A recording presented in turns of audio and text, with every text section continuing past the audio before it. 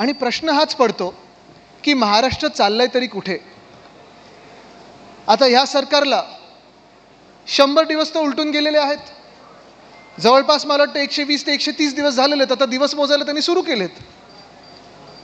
पण ह्या 100 दिवसांमध्ये पहिले 100 दिवस जे असतात, मी अनेक सरकार ह्या महाराष्ट्रात पाहिलेले आहेत. माझी लहानपणापासून एक राजकारणात आवड असल्यामुळे जवळपास 7 ते 10 वर्षाचे असल्यापासून माझ्या आजोबांसोबत असेल वंदनीय हिंदू सम्राट बाळासाहेब ठाकरे, माझ्या वडिलांसोबत जिथे जिथे त्यांचा दौरा असेल तिथे जाण्याचा प्रयत्न मी करायचो.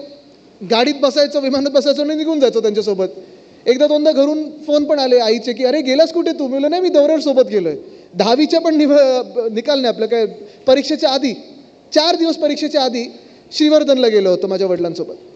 आणि घरी सगळी धावपळ सुरू की अरे 4 दिवसावर पेपर आलेत, बोर्डाचे पेपर आहेत, आदित्य गेला तरी कुठे. नंतर कळलं साहेबांसोबत मी श्रीवर्धनमध्ये होतो. पण ही आवड असल्यामुळे राजकारण असेल, बातम्या असेल, वृत्तपत्र असतील, ह्या सगळ्या गोष्टी वाचण्याची सवय होती. आणि कधीही मी पाहायचो कोणी मुख्यमंत्री झाल्यानंतर पहिले 100 दिवस, पहिले 3 महिने जवळपास ह्याला हनीमून पिरियड बोललं जातं. Honeymoon period.